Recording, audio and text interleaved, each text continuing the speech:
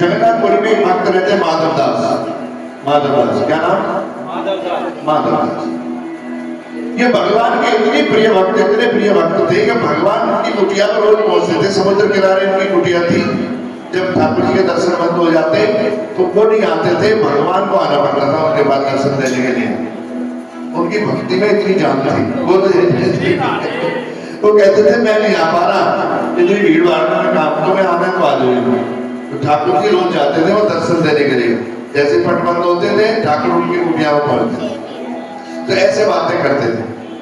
एक दिन ठाकुर जी ने कहा, माधवदास देखो, ब्रज में तो हमारे बहुत सारे दोस्त थे, ब्रज में तो हमारे बड़े सारे सखा थे, यहाँ कोई नहीं है जगन्नाथपुरी में, तुम ही एक सखा हो हमारे, तुम ही एक सखा हो। आज हमारी एक इच्छा कर रही है। क्या इच्छा है महाराज? हमें चोरी करनी है यार। हमें अंदर से ना माखन चुराने की जो आदत थी ना, वो कहती ना आदत नहीं जाती आदमी की, है ना, शुद्धता है। चोरी करनी है हमें। अरे महाराज चोरी काहे को करनी है? तुम बताओ क्या चाहिए, वही उपस्थित, क्योंकि यहाँ का जो राजा है इंद्रद्युम्न वो हमारा चेला है। जो राजा है वो यहाँ का उड़ीसा का हमारा चेला है। जो तुम कहोगे सो हाजिर। कहते नहीं वो चीज नहीं चाहिए, चोरी करनी है।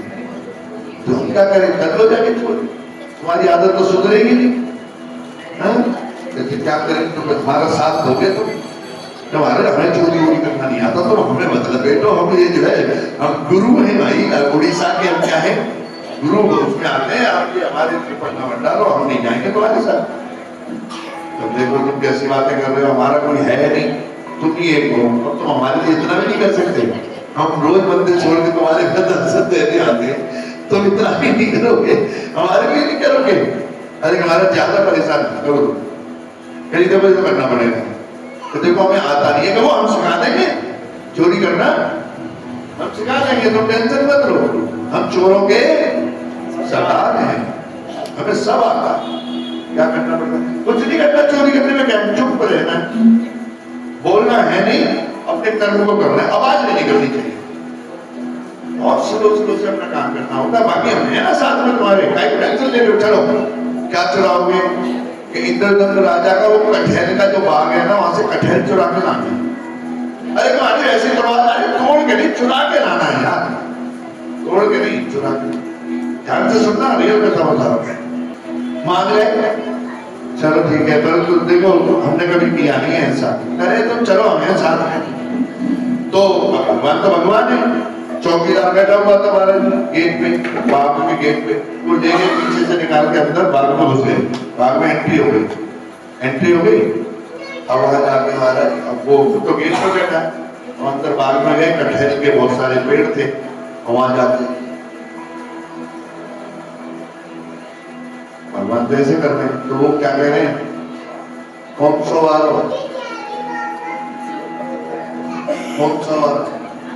इस पे चढ़ना है, इस वाले पेड़ में चढ़ना है। भगवान हम नहीं चढ़ सकते, तुम ही चढ़ो, तुम चढ़ो। कहते नहीं हमने चढ़े कि चढ़ना तुम्हें पड़ेगा। अब इन्होंने लंबी बात रखी है ऐसे। अब हमारे पेड़ पे चढ़ने के लिए तो प्रॉब्लम है, उड़ीसा में सब लंबी बात थे, नहीं चढ़ा जा। अरे सहारा देंगे, चढ़ो।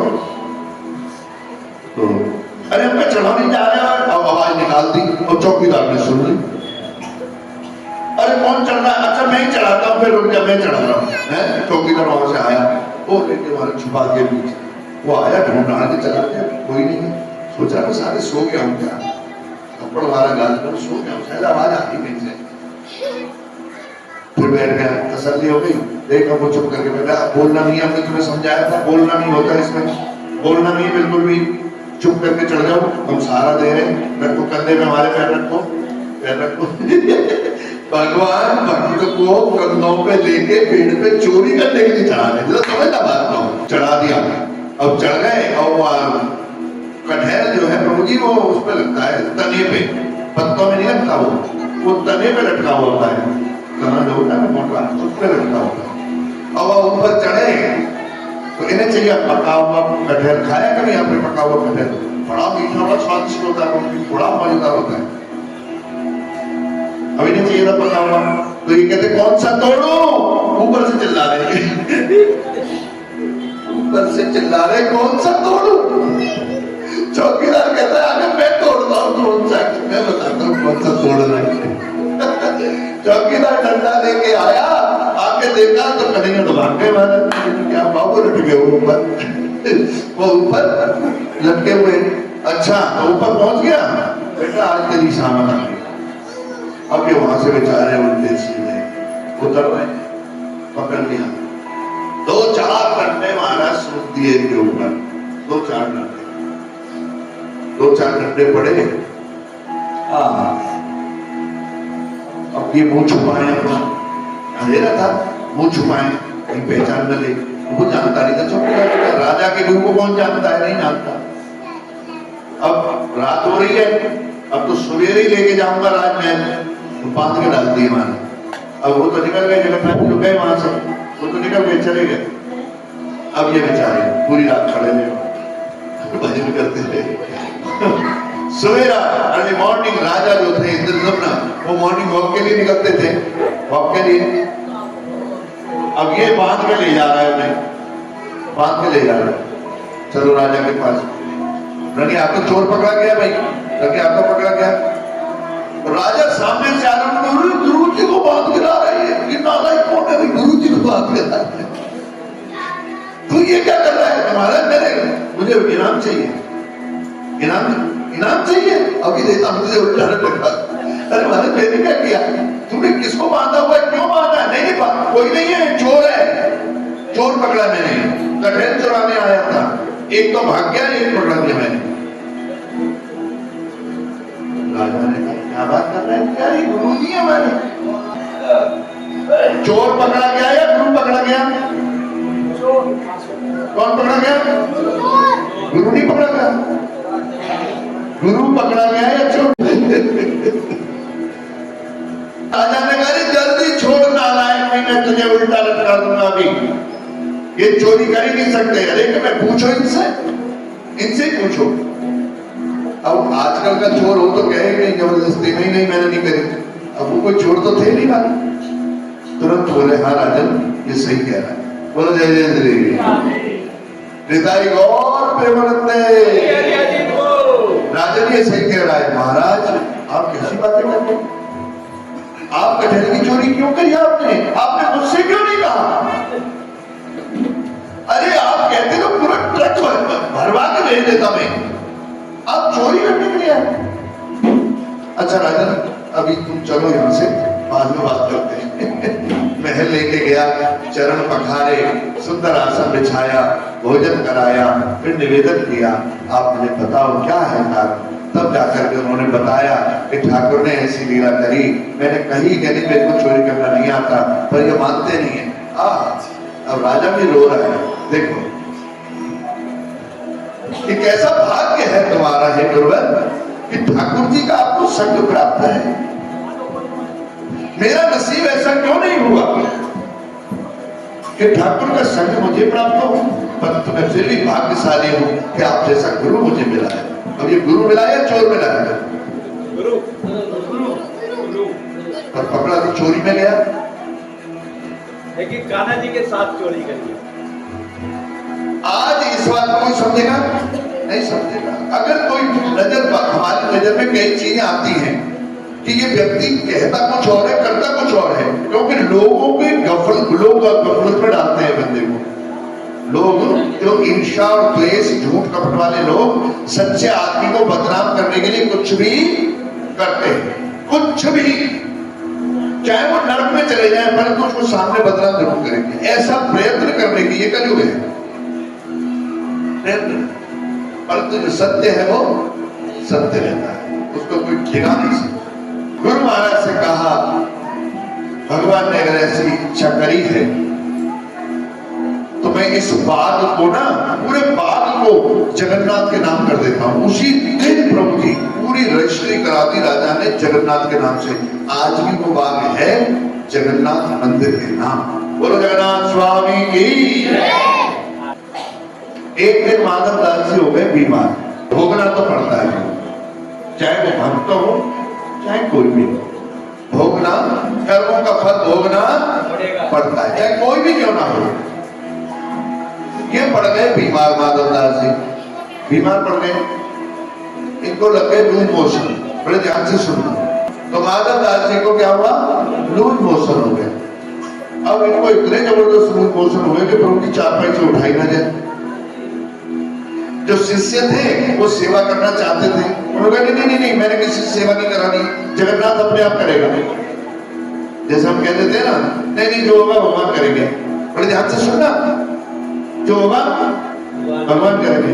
ऐसे ही भक्त क्या कहता है, जो होगा भगवान ही करेंगे। तो माधवदास जी ने क्या कहा, नहीं नहीं मुझे सेवा नहीं करानी, जो करेगा जगन्नाथ ही करेगा।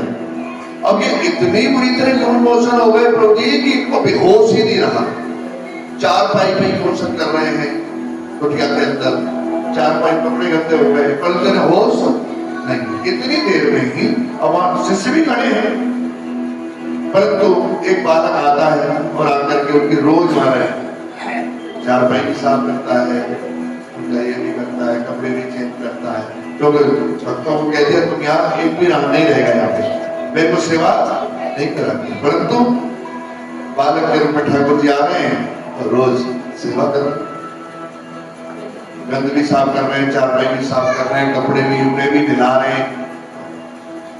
काफी समय उनका इस तरीके से। जब एक दिन होश आया, एक दिन होश आया तो देखा तो जगन्नाथ, क्योंकि तो साक्षात नजर आते हैं।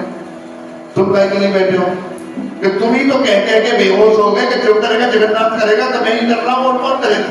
बोले जय जय श्री राधे जगन्नाथ स्वामी की।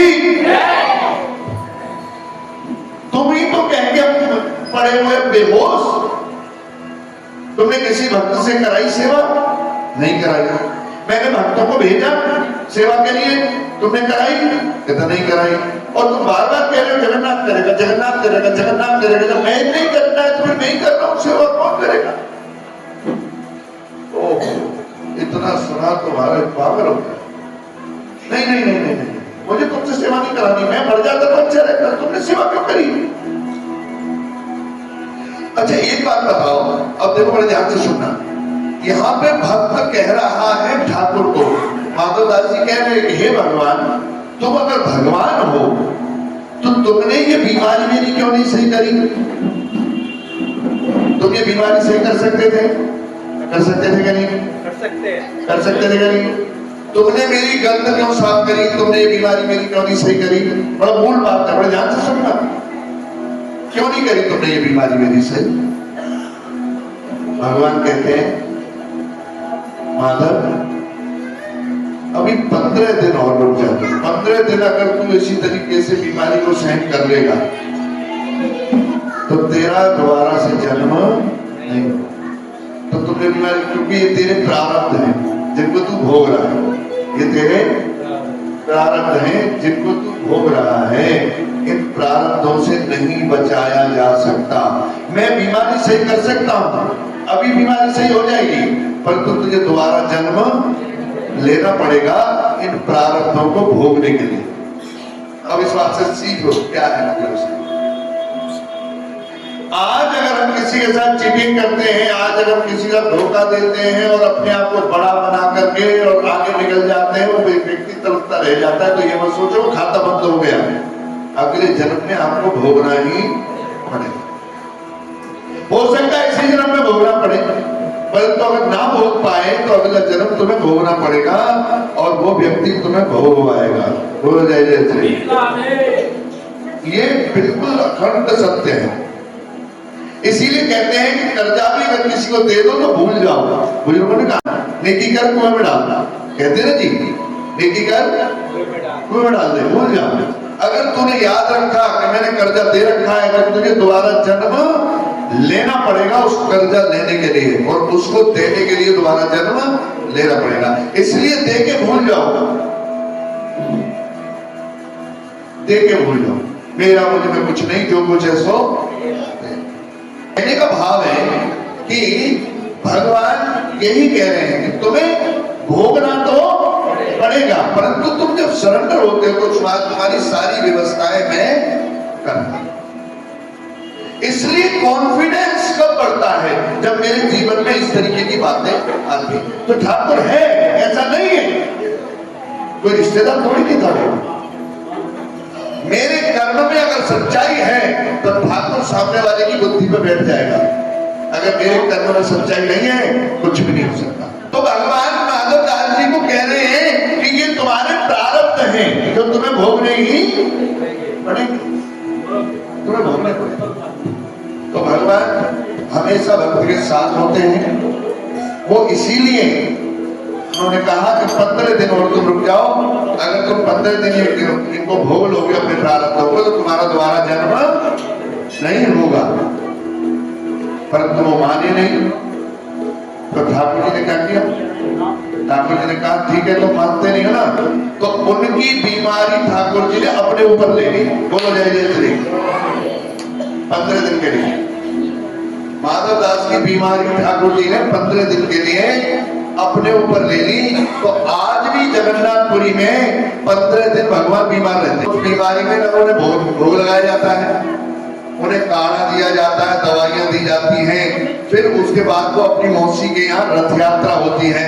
रथ यात्रा में मौसी के यहाँ जाते हैं, वहां पे आराम करते हैं, दवाइयां लेते हैं। फिर वहां से जब लौट के आते हैं ठाकुर, ये रथ यात्रा का सिद्धांत है। ये सारी रियल कथा सुनाई मैंने आपको। आज भी ऐसा हो रहा है। जगन्नाथपुरी में ठाकुर जी रियल हैं, साक्षात हैं।